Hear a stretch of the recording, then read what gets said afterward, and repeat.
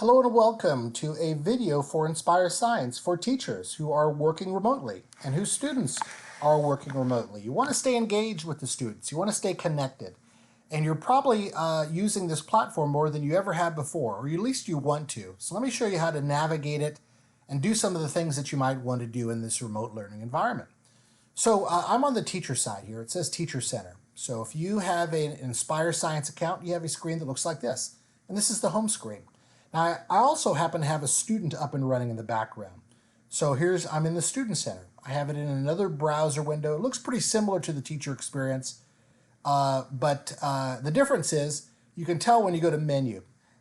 As a teacher, I have all these different options, including professional development.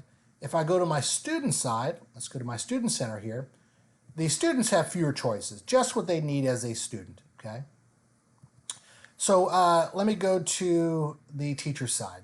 Now, on the teacher side, the main button that you want to recognize and know of is this menu button. It's in the upper left-hand corner. It's your navigational portal, and it takes you to everywhere you want to go.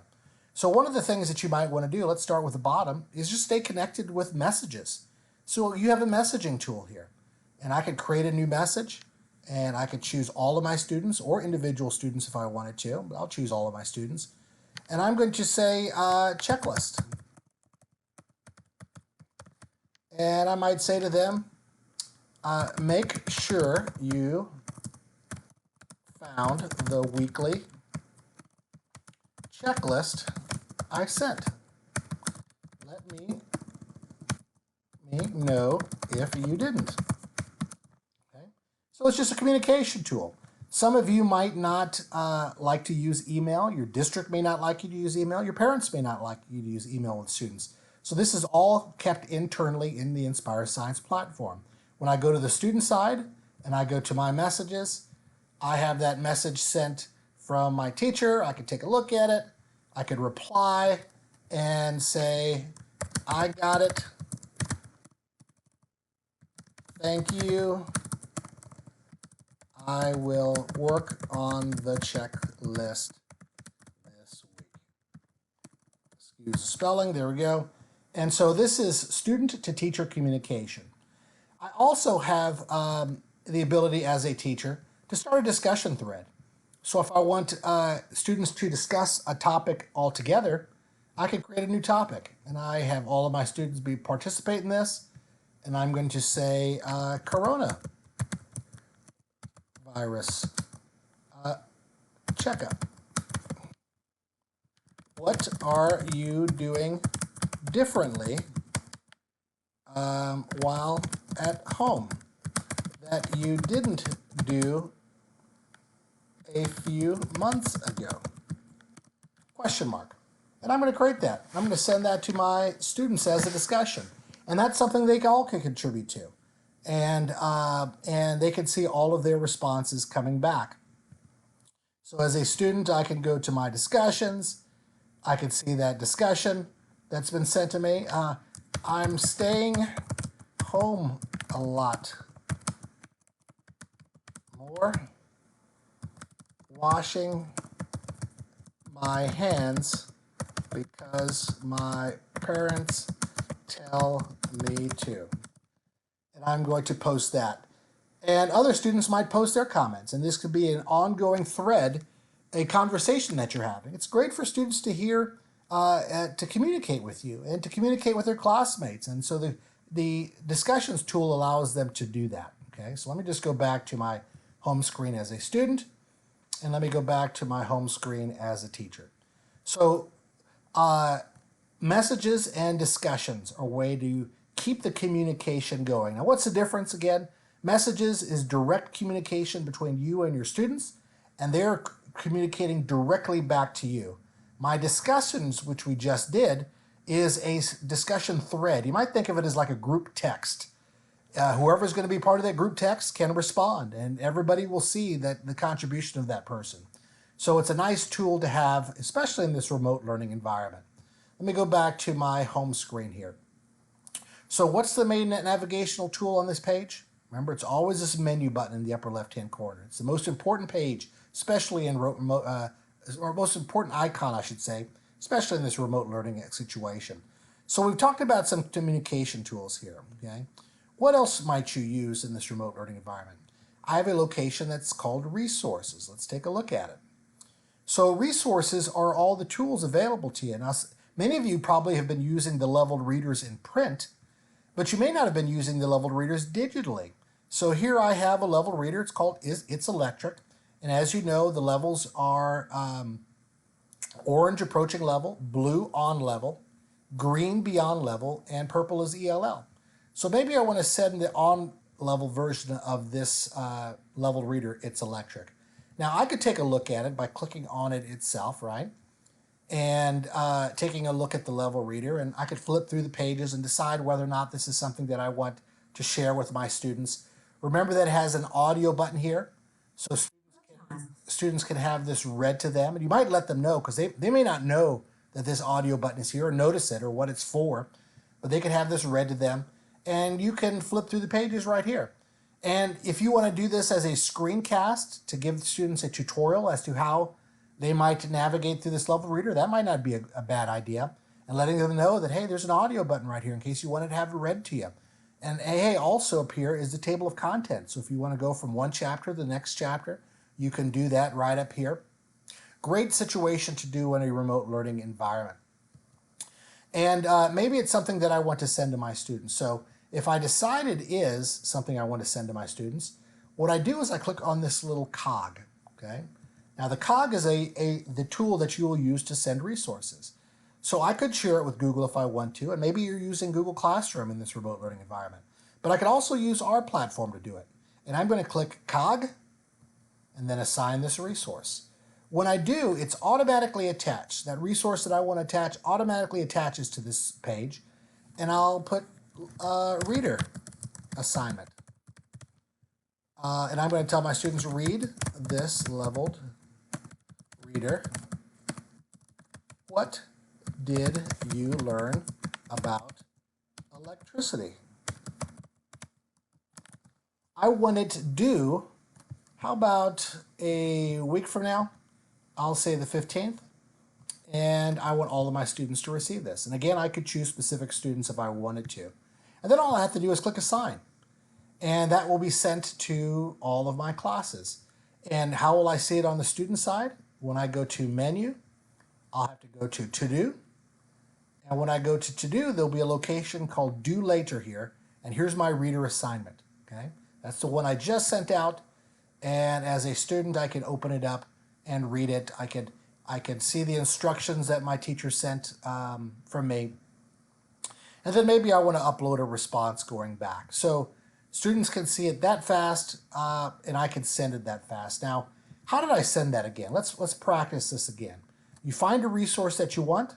So let me go to a lesson level here. Let's send another resource. So by now, you probably know that Paige Keeley probes are a great tool within this program. Every lesson begins with the Paige Keeley probe. It's a scenario that students must consider. Now, can I download this and attach it to an email? Sure, I could. I could download this as a PDF file and attach it to an email. I could put it into Google Classroom if I wanted to. So you could print it out and download it if you wanted to. But I want students to consider this scenario and tell me who they agree with most and why. So if this is a resource that I want to send digitally, what's the icon I look for here to send it to? If you said the cog, you are correct. Find the cog and then assign this resource as an option. When I do, the resource is automatically attached, and I'm going to call this probe lesson. Read the probe. Who do you agree with most? Why? Explain your thinking. And I want this to be due, let's say on Friday. Okay? And I click assign, and that's waiting for my students. Okay, so sending resources is that, I have to decide who gets it. Let me have all of my students get it. And I click assign, and now it's being sent to my students. As a student, I will see it in my to-do menu. Let me go to menu. Let me go to to-do. And there's my probe lesson waiting for me with my instructions, okay? Now, as far as them responding back to you, you might have them type on a sheet of paper and upload that response back to you. That's one way they could respond to you. Another way they might respond to you is just by using this message thread. So you could use this as the main communication tool. You might make this an open discussion with your students, and hey, let's start a discussion thread with this, and that's something you can do. So a lot of ways for students to respond to you in this thread. Now notice that I could click, when I sent that assignment, I could create a discussion thread on this very assignment. So they wouldn't have to upload a worksheet. All they would have to do is contribute to that discussion thread. It would automatically be created if I did that. So that's a choice you have when sending any assignment to students. So let's go try this again. Resources. Let's find another resource I might want to send to students. Let's keep looking here. Let's see what this is. Every lesson ends with the performance task, right? So a lot of these labs and performance tasks, students may not be able to do in this remote learning environment. Some of them they just may not be able to accomplish because they don't have the resources available to them. So you got to keep that in mind. But some of them they might. Now this one, maybe, maybe not. But let's just say this was easy enough for students to do in your class. Sure, you could download this, right? Sure, you could print this out. But I want to send this to students digitally. So the way I do it, if I find the cog, one of my options will be assign this resource. When I see assign this resource, I'm going to start a discussion thread with this. And I'm going to put performance task. What do you think will happen when we do this lab? So maybe you're not having them do it. Maybe you're just having them analyze the lab and share what they think the expected outcomes will be. That's another thing you might do in a remote learning environment. And so I want them to think about this. So I'm going to give them a week. And I want all of my students to get it. And I'm going to click assign. Okay. So now that's been sent to my students. Let's click assign. There we go. Now it's waiting for my students. And let's refresh here. Let's go to the home screen. And if I go to do, I will see that assignment waiting for me in due later. There's my performance task. What do you think will happen during this lab? And I'll also see in my discussions, remember, I clicked on that automatic discussion, and it automatically created a discussion thread for me. So these are great tools that you could use to stay connected with your students and have them stay connected with you, and send messages to them and start discussion threads and send assignments to and back from your students. They see it all in To Do. And remember, let me go to my teacher side. If I want for it to automatically start a discussion thread, I just have to choose this. Create discussion thread. And this assignment will automatically start a discussion thread and students can contribute. A great way to keep students engaged in your classrooms. So let me go back to my resources here. Now the resources location, you want to look through this because it has all of the resources in your print pieces, but they're broken down into components, and each one of these can be sent digitally. So maybe it's a lab, maybe it's a probe, maybe it's just a little bit of reading. All of these different learning items, maybe it's a video. All of these different things can be sent to students by clicking on the cog and then assign this resource, just like we've been doing. You'll also want to explore the different locations underneath this module. So the first drop-down menu is the module. We're in Energy and Motion. The second drop-down menu has a module overview, the lessons within that module, and then a module wrap-up. And the module overview is where I'll find my leveled readers. So if you're looking to send a leveled reader, this is where you go. You'll also see these Science Investigator articles. And by the way, these are also great tools to use in a remote learning environment. High interest magazine style articles, cool science, designing a roller coaster. Boy, that sounds like fun. And at the end of these is a nice little task that students can do at the end. So you might say, hey, read this investigator article and then answer questions 1 and 2. Or it says research and write a report that compares wooden roller coasters with steel roller coasters. So that might be something that you assign to them. So consider using these Science Investigator articles. Where did I find these? I'm in the module level and I'm in the module overview level. When I go into a specific lesson, remember every lesson will begin with a Page-Keeley probe. This is the scenario that students must consider and share their thinking. It's designed to uncover misconceptions. Every lesson will end with the performance task. So if we go down to the end, I'm going to see a performance task.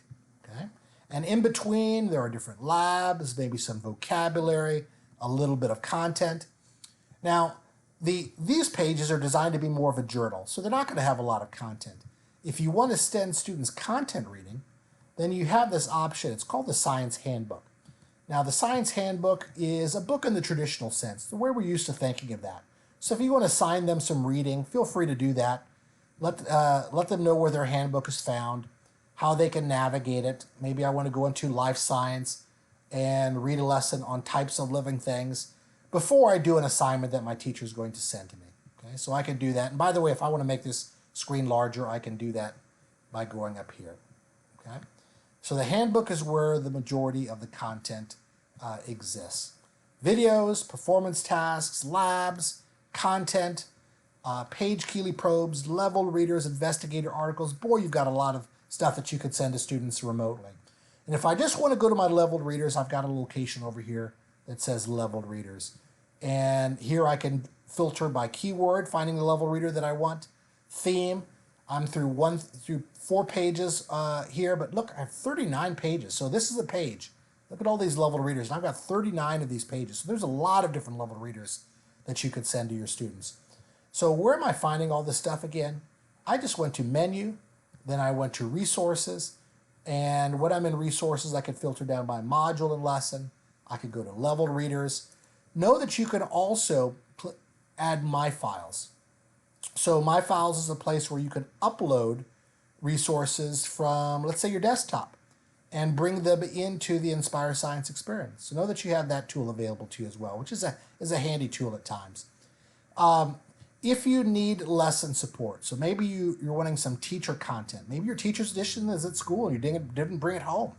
Well, go to Lesson Plan, okay, which is where I'm at. Go down to the module and lesson that you want support for. And here you're going to see the teacher support. So on the left-hand side, I've got some science background and some possible misconceptions students might have. And it's organized just like my lesson is. So with the Page Keeley probe, here's some background that I might want to know as a teacher if I'm going to use the Page Keeley probe. If I go into Engage, let's take a look here. Some background information that's going to help me with this. So all my teacher support, everything I need to be successful, even remotely, is found in these handy little file folders, which are organized the same way my lesson is organized. Okay? So we hope you have great success and engagement with your students with Inspire Science. It's designed to be used in that way. And as a teacher, the first thing you want to do is go to the menu, and I would probably go to start some communications with your students. Send them messages, send them iDiscussions, or you might even do a little screencast, a little video, kind of like I'm doing with you now, showing them how to navigate their site. We have one available for parents and students that's available to you. Look that up, and if you can't find it, reach out to your local McGraw-Hill sales representative. So we've already created one that your students can use, but you could create one yourself if you'd like to. And then after you go to discussion locations, I'd go up here to resources and decide what you might send to them as an assignment. How do I send it? Remember, the cog is your friend here. Click on the cog and click Assign this resource. This has been a short video as to how to keep students engaged with science in this time of remote learning. If you have any questions about this video or anything related to Inspire Science, do not hesitate to reach out to your local McGraw-Hill representative.